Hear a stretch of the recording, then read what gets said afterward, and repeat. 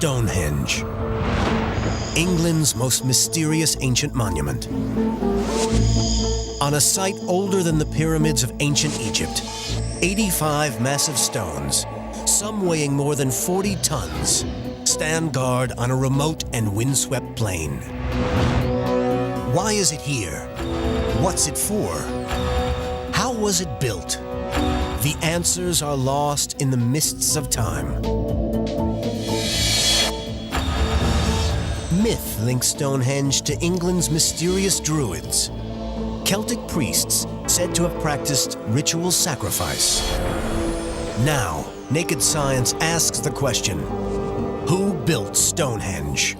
And unmasks the face of a man who may have helped build this astonishing ancient monument.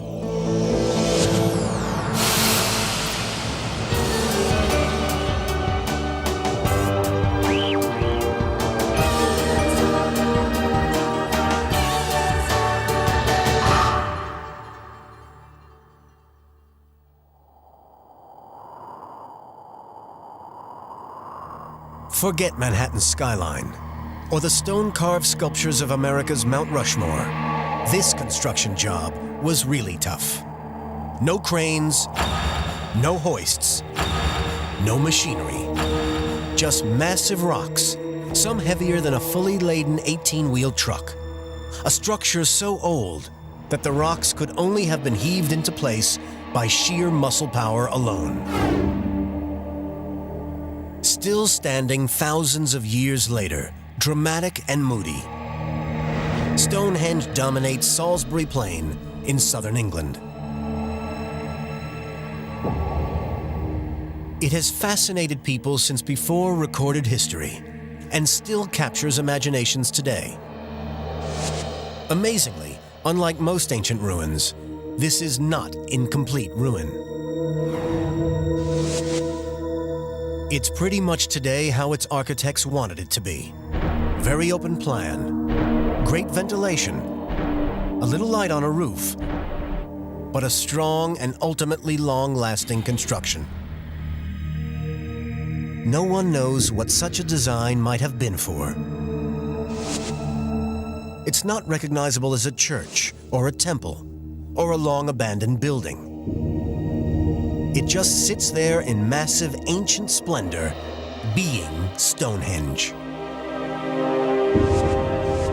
One thing it has done over thousands and thousands of years is fascinate all those who come here. To think the people that built this did all that they did to build it, it's tremendous. I mean, just look at it. It's unbelievable. It's a magical place. In the public mind, Stonehenge has long been associated with one mysterious peoples, the Druids. The Druids were known as wise men, teachers and religious priests for the Celtic peoples ruling much of northern Europe more than 2,000 years ago. They believed in the immortality of the soul, sometimes making human sacrifices to aid Celtic warriors in battle, or as a ritual to cure the gravely ill. Those claiming to follow the ancient Druid ways still meet here at summer solstice, June 21st, the longest day of the year, when the sun rises directly into the heart of the circle. The monument's central axis aligns closely with the midsummer sunrise. Nowadays, these summer solstice celebrations turn into lengthy public parties. But in times past, long before the birth of Christ, these stones have probably witnessed real Druid ceremonies. Bodies have been found in this area, not the victims of Druid sacrifice, but human remains more than 4,000 years old. Could such bodies help solve the mystery of who erected these stones? It is a structure that lies at the heart of an area of England, steeped in monuments to now long forgotten pagan religions.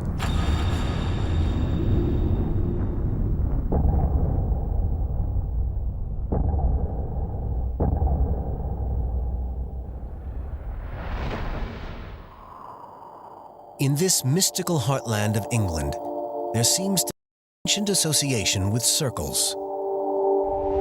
Mounds that are circular. Circles of rocks. Shapes from our distant past. And even today, mysterious links seem to flourish. The area is famous for crop circles. Incredibly complex patterns appearing literally overnight in cornfields. People marvel at huge crop circles, made in the dead of night by a secret network of hoaxers, though some still credit their creation to alien visitors. And yet, however intricate and huge the crop circle designs become, none can rival the mysteries of Stonehenge. The design evolved over many generations. First, a circular ditch and bank, then a second phase of timber structures. The third phase saw the arrival of stones, some then repositioned over the years. The largest stones are 23 feet tall and weigh more than 44 tons. That's the same as 6 double-decker buses. In total, more than 1,500 tons of rock, the weight of 10 steam locomotives. Perhaps most amazing is the precision with which it's been built. Some believe that the massive stones have been carefully aligned with stars in the heavens, a distinctly non-pocket-sized astronomical calendar. At some stage in its creation, the circle of upright stones was topped by huge carved rock lintels. These huge lintel stones are nearly perfectly level, despite being built on sloping ground. Within this sits a circular arrangement of smaller uprights known as bluestones. And in the middle is a horseshoe of the largest of all the stones, a series of 3 slab constructions known as the trilithons. Stonehenge is unique. Nothing quite like it has been built before or since. But the question remains, who built it? There are a lot of likely suspects. The first Britons at the end of the last ice age were primitive hunter-gatherers. Then came waves of settlers and invaders from Europe and the ancient world. Druids, Celtic priests were preeminent, until they in turn were swept away by the Romans. The empire-building civilization, who 2,000 years ago conquered most of the then-known world. Could any of these peoples be good candidates for the job of the Stonehenge design and construction crew? How can we decipher the available evidence to uncover who was really responsible? The answer? We need some exact dates to weed out the losers. Stonehenge does not give up its secrets easily. But there are clues to be found, if you know where to look, deep under the stones. Early archaeologists found antler horns, pottery, and even human remains in the area. Modern radiocarbon dating offers new and more accurate dates to work with. Superseding less reliable tests of the past, scientists can now test artifacts like this antler horn to tell exactly how old it is.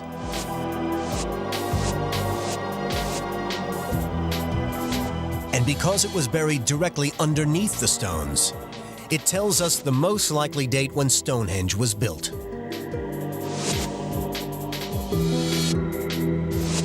In tests published in 1995, scientists discovered that some previous estimates had been wrong. The final phase of Stonehenge was older than they thought. It was built as far back as 4,000 years ago.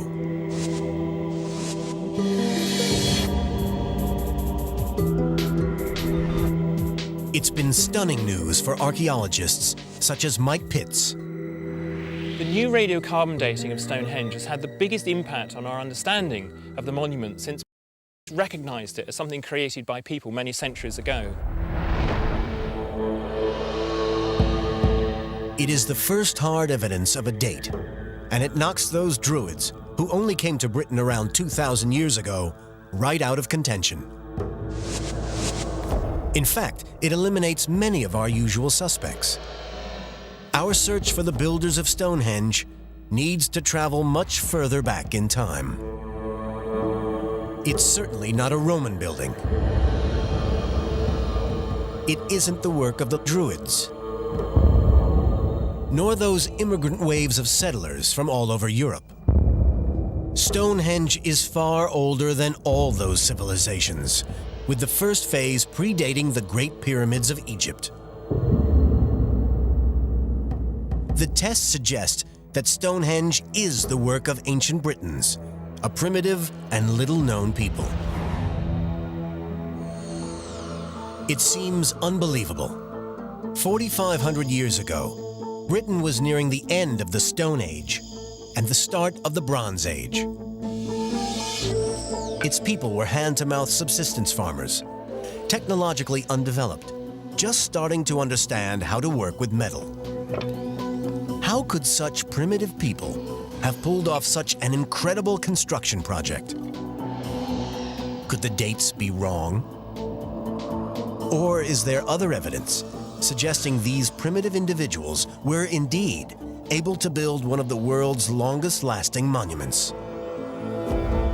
We hunt out that evidence in the very structure of the rocks, in the construction methods used, and by blasting Stonehenge-like rocks from the hills.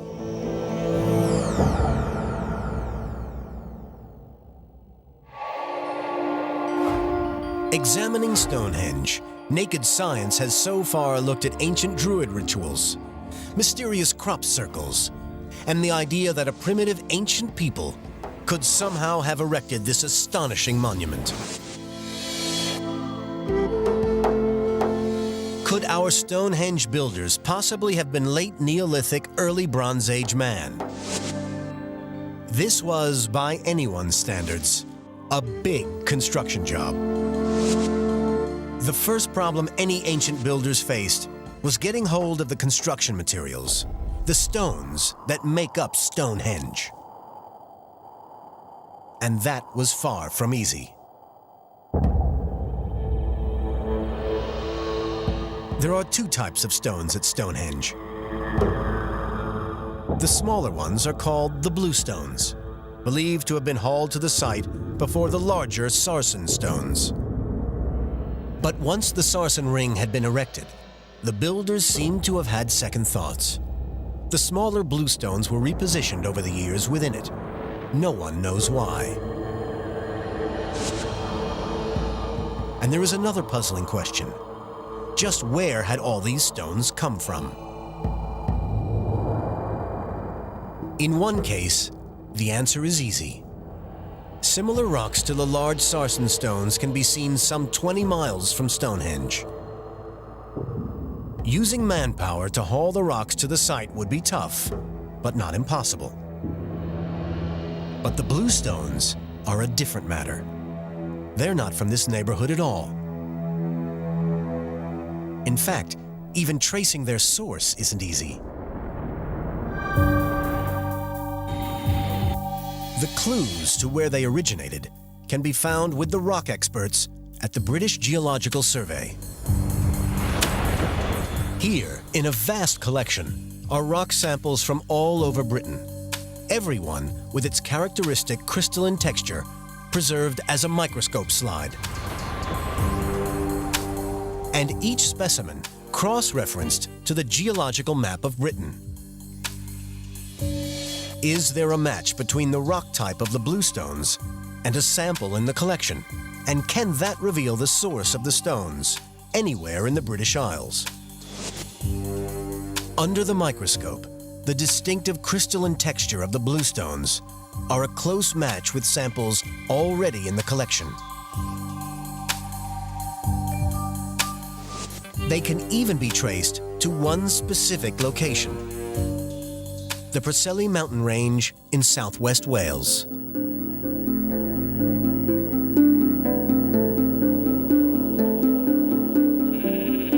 It's a clever piece of deductive science, but it poses as big a riddle as it solves.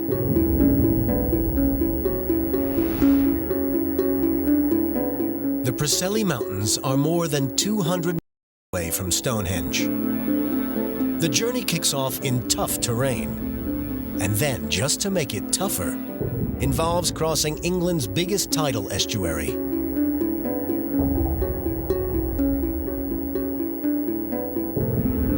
So how could stones weighing as much as 4 tons be carried such a long way with just the primitive technology of ancient Britons some 4,500 years ago? Perhaps one answer is they never were carried. Perhaps ancient Britons just found the stones lying around on Salisbury Plain, deposited there by a powerful force of nature. The movement of ice. England's Ice Age, when massive ice sheets spread down from the Arctic as far as southern England. Glaciers so powerful, they could easily sweep huge rocks across the landscape. Could such glaciers be responsible for shifting the bluestones? Naked Science visits the remote mountains of Wales to seek the answers. Local author and researcher Robin Heath is a man passionate about the mysteries of the Preseli bluestones and ancient Britons. I get excited about coming up here because these are my ancestors, and this is the culture of Britain. Heath has been exploring here for the last 20 years, cataloging peculiarities about the stones, old artifacts which provide the latest clues for our investigation. Many of the stones here at Preseli have giant stone wedges stuck between them. Someone at some time has tried to prise them away from the rock face. And there is even more compelling evidence that these rocks have been shaped and worked on.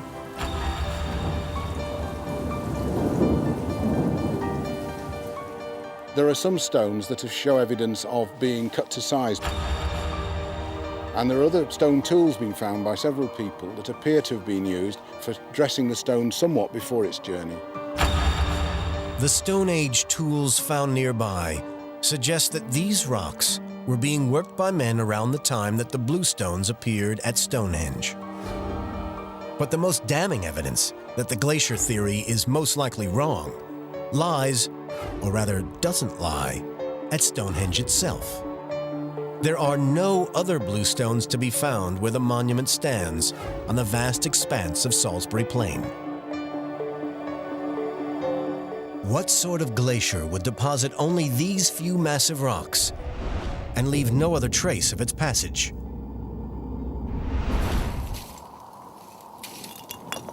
The probable conclusion? It was our late Stone Age candidate who transported those stones. Which begs the next question: how did they do it? Perhaps examining the management of modern construction projects would shed light on how primitive man could achieve such a seemingly impossible feat. Naked Science needed some rocks.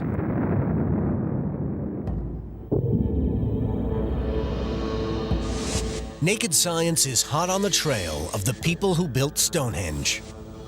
So far, we have learned of a newly confirmed date for the construction of the final phase of this fascinating World Heritage Site. A date which seems to prove that late Stone Age Britons must have built this incredible construction, and that these primitive people were somehow responsible for hauling some of the massive stones hundreds of miles across rough terrain and tidal estuaries. Can naked science help establish just how they achieve such a feat? We call in a professional, an undoubted expert in managing massive-scale construction projects, someone with a passion for both construction engineering and ancient archaeology, a qualified engineer with an interest in Stonehenge, Rick Smales. I got interested in archaeology and ancient construction primarily based on my background in construction and my love of history. And I was always curious, like most folks are, well, how did they do that? Modern United States construction projects may be 4,000 years and an ocean away from Stonehenge. And the tools they use just couldn't be more different. But the basic principles bridge the centuries between them. Well, the first thing that we would look at is the actual site itself. Now, in a normal construction project, when the project is finished, we have as-built drawings that identify everything that was put into the project. In the case of Stonehenge, we obviously don't have the drawings, but we have the actual structure itself. Using Stonehenge's structure as a project blueprint, Smales works backwards to the basic steps required for such a construction task. Step 1. Get your construction materials to the building site.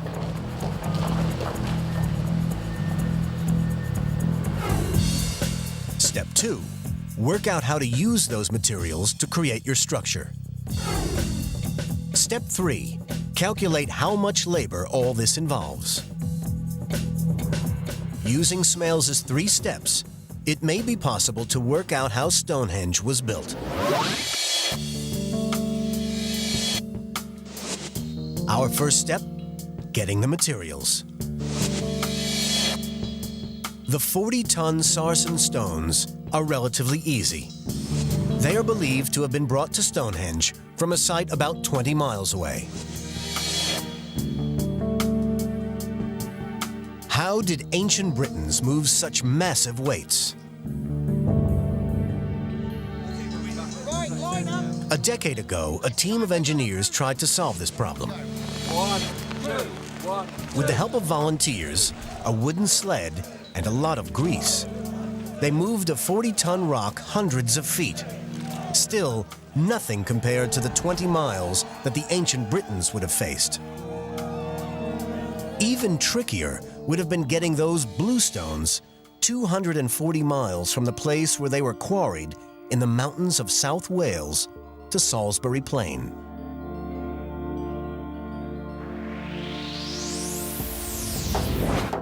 It's something that Robin Heath has a theory about. Well, as an engineer, you want to get the stones onto water quickly. In prehistoric times, if you could have got it down to the Cleddau River, 3 miles away, you've then got water most of the way to Stonehenge. Could Stone Age people possibly have had the technology to carry these 4-ton rocks over water? And can naked science devise a test to see if such a feat was truly possible? We need to build a boat, but what type? Archaeological evidence suggests that people from the Stonehenge era used a variety of different types of boats. The most common were log boats, a type of dugout canoe cut from an oak tree. Is it possible that these log boats could carry the sort of heavy stones required in the construction of Stonehenge? An unusual discovery at Shardlow Quarry near Nottingham, England in 1998 offers evidence that they could. When a flood washed away the mud from what appeared to be an old tree stump, something unusual appeared. Where a river had once been, emerged the remains of an ancient Bronze Age logboat. Even more interestingly, the boat was carrying an unexpected payload, more than half a ton of quarried rock. So, a logboat seems the logical choice for our rock-carrying demonstration. For that, we need a very large tree.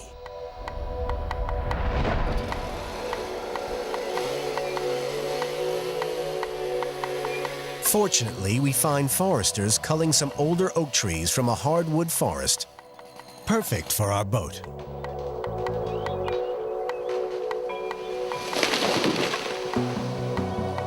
Now we have a log.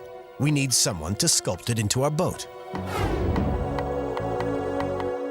Not many people make ancient log boats for a living, but Naked Science tracks down ancient woodwork expert Damien Goodburn, who takes up the challenge. What we're setting out to do here, to make a vessel that will carry the stones with the maximum buoyancy and reasonable stability, is to take a pair of dugout boats and link them together with a simple platform of poles, and then the stone will be something like that. So that's our aim. The practicalities of it may be quite difficult, but that's what we reckon should work. Right tools for the job and help from some friends, Goodburn thinks the boat can be ready in 2 weeks. What I have here is a very simple diagram of the boat we're trying to build. A very, very simple shape. The design is straightforward. The log will be hollowed out to form a wide, flat-bottom boat suitable for carrying heavy loads. These will carry the maximum possible cargo on the shallowest possible draft. So it seems to me this could be an ideal early Bronze Age barge for moving heavy weights, which is what we're about.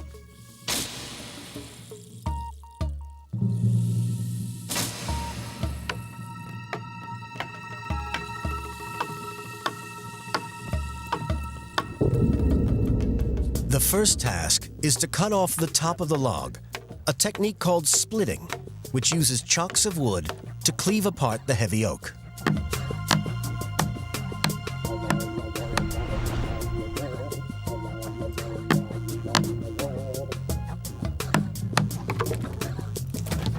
Wind your fingers. The team shows that the technology of the time would have worked. Completing the whole boat by hand would be authentic, but time-consuming. To speed up the process, Naked Science calls in the chainsaws.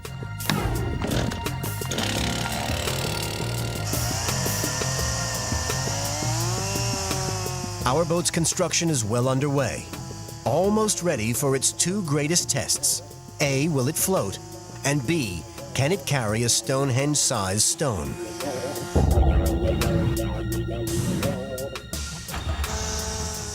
Assuming it floats, we need a very big rock. Because the Preseli Mountain is a protected national park, we blast out a boulder the same size and weight as the bluestones from this granite quarry.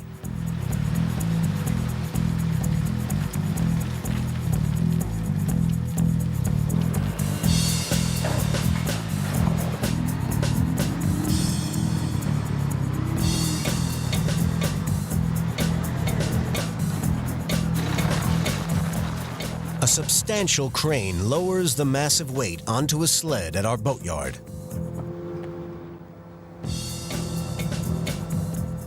The team suddenly realizes what an immense task they have taken on. We've always known it's going to be too much to balance such a load on our one finished logboat. To make it work, another logboat built by Goodburn 14 years ago is standing by. If the team doesn't get the boat finished soon, they will miss the high tide, essential for launching the heavy weight of the boat. The plan is to lever the boat over oiled skids and slide and pivot it down to the water's edge.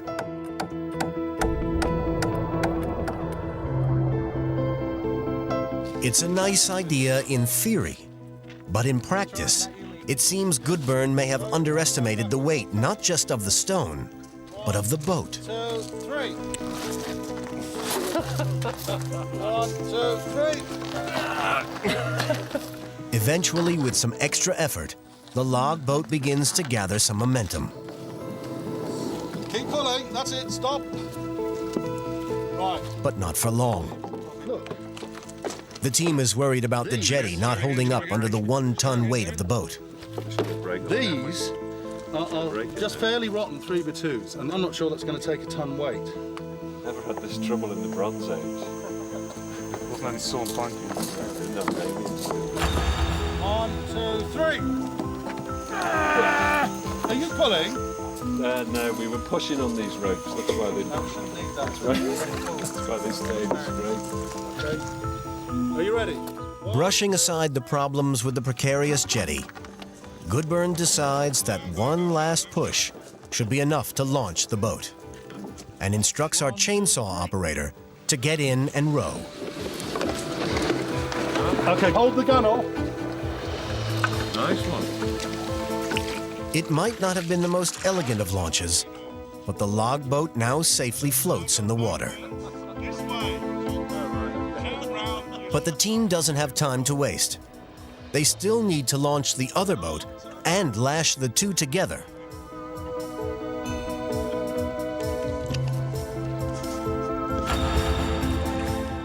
But one of them is sinking. Undeterred, the team presses on with lashing the boats together, which involves drilling holes in the side of the boat. Not something naked science would normally advise. That's done.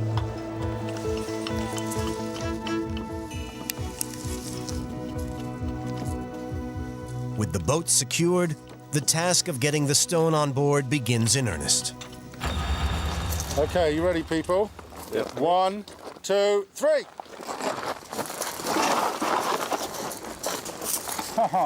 Worried that the stone might slide too quickly, Goodburn changes tactics. So try a gentle push on 3, okay? 1, 2, 3. Nothing at all. Well, I think if you put a lever behind that big crosspiece. With the lever in place, the stone begins its slow crawl down to the boats. Hang on a minute. Next, the volunteers control the weight of the stone as it's placed on a bridge that will tilt it toward the boats. Okay. Okay. As they take the strain, Goodburn's plan is to have them slowly release the sled. Okay, let go on that side a little. Relax slightly. But then, disaster strikes. Let the boat out, please. We need to pull this over now. Let Goodburn is too distracted to notice what has happened. But the stone is still slipping, and he hasn't realized that the sled is now stuck underneath the poles on which it is supposed to be resting. By the time they notice what has happened, the tide has started to turn against them, and a frantic rescue plan is devised. Now, what we really want, if there's any chance on earth that you could pull uphill there. The idea is to winch the sled up, reposition it, and then remove the bridge all before the boat gets grounded. Let's do it from the back. On 3. 1, 2, 3. Yes, enough. Hold it. Lean back. You can't pull if you're vertical. You've got to. The sled is now in the right place, but there is a much more pressing problem. The boats are dangerously close to sinking. They plug the leak with flax and lard, which should last at least a couple of hours.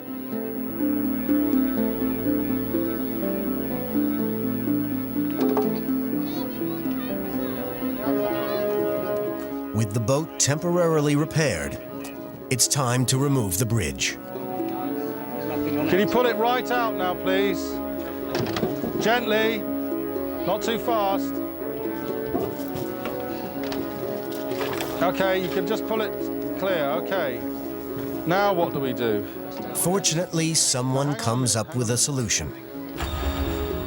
And with one last use of the indispensable lever, the stone is leveled. That's the one.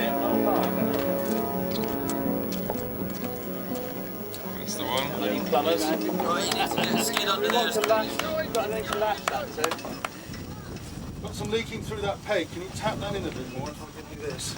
But only gently, okay? But with the leak still threatening to sink the boat, it's time to get afloat and run our experiment. The moment of truth. Could the combined technology of logboats and human power move a 4-ton stone across a tidal estuary? Or would the weight of the stone prove too much?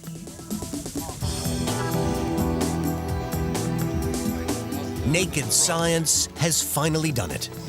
We have proved beyond doubt that Britons in the period between the late Stone Age and the early Bronze Age could have moved bluestones from Wales to England to build Stonehenge. But we had it easy.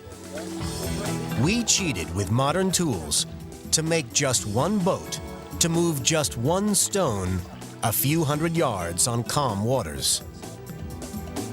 Our ancient cousins seemingly built boat after boat and moved stone after stone hundreds of miles across open sea. The scale of investment of time, human effort, and ingenuity is almost beyond comprehension. And this from a supposedly primitive people.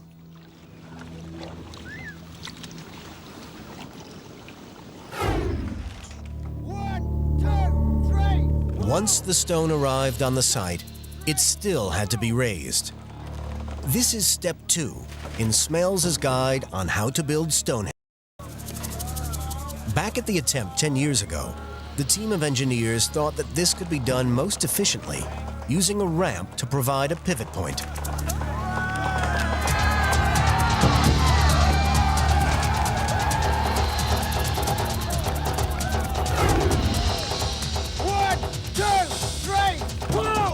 It seemed that raising the large topstones or lintels was not beyond Bronze Age Britons either. All you needed was a big wooden scaffold. So we had our answer. Ancient Britons could have built Stonehenge with a little engineering know-how and some simple levers and ramps.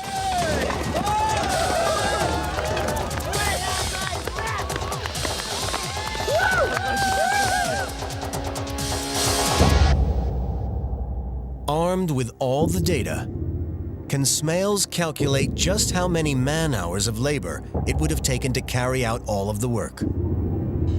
We're looking at probably a peak workforce of maybe 300 people, taking on the short end, the quickest it could be built, maybe 2.5, 3 years, and using in the order of $1.5 million to 3 million labor hours.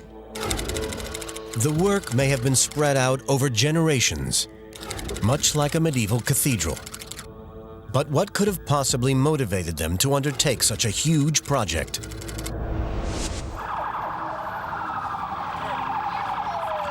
To find out, Naked Science travels to Las Vegas and the University of Nevada to meet an expert in the relationship between architecture and the corresponding societies that create it. Dr. Ronald Smith.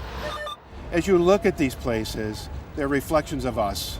The reflections of a culture, the reflections of emotions that we express. They are, in fact, a study of us. Smith thinks that the way a building is built gives us information about the intentions of the people who built it. So analyzing Stonehenge's size, structure, and shape will help us understand why it was constructed.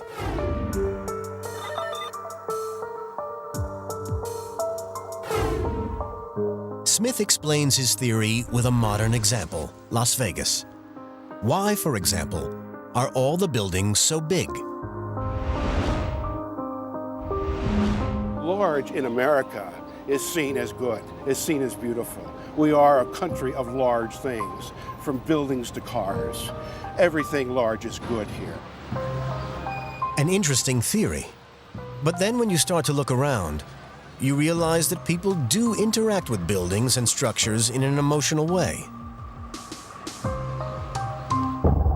So going back a few millennia, was there something about the size of the stones at Stonehenge that reflects why the monument was built? The great appeal of Stonehenge, the size of these huge stones. It's a place to celebrate, a place to worship, a place to acknowledge something greater than what is human, something bigger than what we are, bigger than the tribe, bigger than the community. It follows that the size of the stones might have been designed to tower over worshippers, reminding them of an omnipresent God, just like cathedrals through the ages. Stonehenge as a religious site is also a theory favored by Mike Pitts. They weren't accountants. Stonehenge was not a housing estate. It was a religious monument. Perhaps the mountain, the Preseli Hills, was a sacred mountain, and there was something about the rocks on it that, when they brought them to Salisbury Plain, allowed them to bring something of that magic into their own world. There are so many possible explanations, and whatever was going on, I think we can be pretty sure that there were many of these things happening. All this new information starts to reveal that ancient Britons at the time of Stonehenge might not be the primitive people we once thought. In our probe into the origins of Stonehenge, we have established that its builders had solved difficult engineering problems and coordinated construction on a massive scale. We underestimated the abilities of these ancient Britons. How could we build a more complete picture of these people to reveal the truth about the builders of Stonehenge?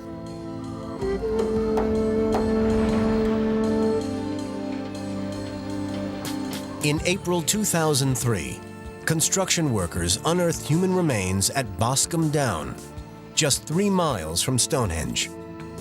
Flint arrowheads found with the bodies earned them the nickname the Boscombe Bowmen. Could they offer evidence about the people who were alive when Stonehenge was built? They've been studied by Andrew Fitzpatrick of Wessex Archaeology. To start with, it didn't look all that special. It was only as the excavation was done that we realised there was something very unusual about the grave. Skeletons have been uncovered near Stonehenge before, but until now, they have either been foreign visitors or much later bodies buried many years after it was constructed. The new grave was quite different. So what does this excavation reveal? There are hundreds of bones, suggesting multiple burials, something not usually known from this period. Who were these individuals? Could their remains hold the key to unlocking the mystery of who built Stonehenge?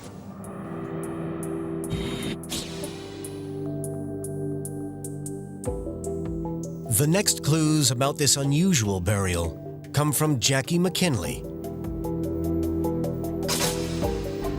One of the first things I do when I get material like this into the laboratory is lay everything out. And with quite a lot of work, it was possible to work out that we had parts of 7 individuals. But why had they all been buried together? A closer investigation of the bones of the skulls reveals that this was probably a family grave. Unfortunately, the condition of the bones means that a genetic test is out of the question. Is there another way of uncovering the relationship between the bodies? The breakthrough comes from a new test, capable of identifying the likely location where people were born by identifying chemical markers absorbed in their teeth. Could the forensic teeth test tell us if the bodies had come from the same place? The technique traces chemicals taken up by tooth enamel during childhood to reveal where someone was brought up. These traces come from the food we eat, the water we drink, and from the general environment. The teeth enamel is tested for 2 separate chemicals, levels of oxygen isotopes, and the isotopic level of the element strontium. Each reading is compared to a map of known levels of oxygen and strontium to reveal the locality that has left these telltale chemical fingerprints in the teeth.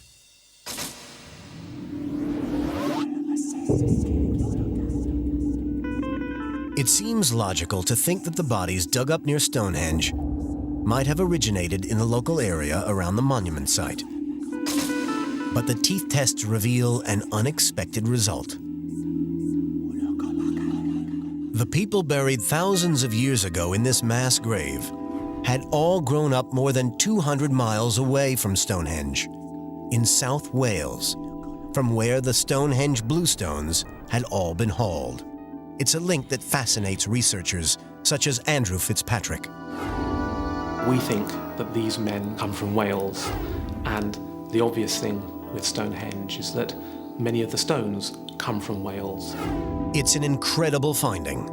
Strong evidence that the men and the stones originated from the same place. A tantalizing suggestion that these bodies were involved in transporting the stones from South Wales, and possibly in the very building of Stonehenge itself. But our quest is still not over. If these men built Stonehenge, can we go just one step further and actually see what the builders of Stonehenge might have looked like? Can we use the technology of our day to breathe life back into the men who mastered the technology of their own day to such monumental effect?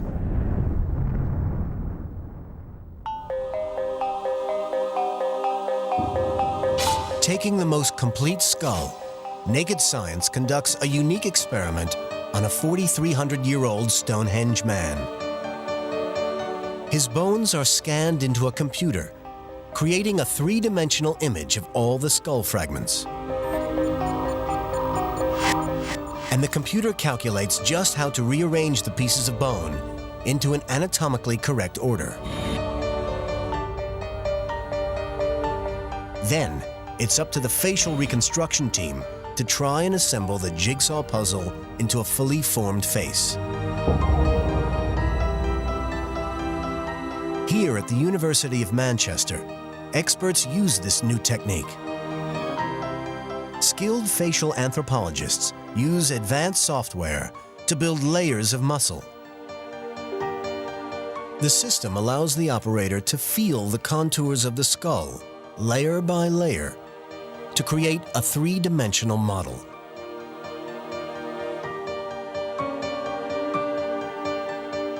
It takes many weeks of computer time, but finally, the mysterious and long-dead Welshman is ready to be revealed. We are about to become the first people for over 4,000 years to see the features of one of the men who may have built Stonehenge.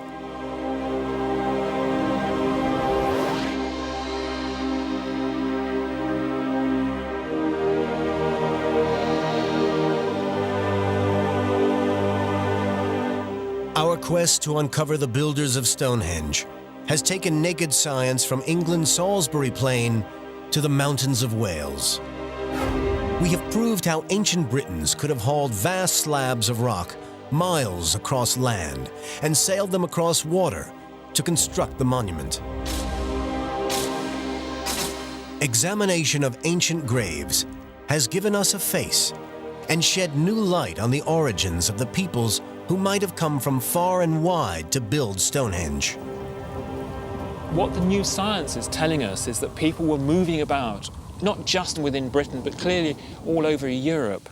And that one, I think, imagines now that the construction of Stonehenge would have been known about at least all over southern Britain, and that this was almost part of the purpose of it for the people who built it.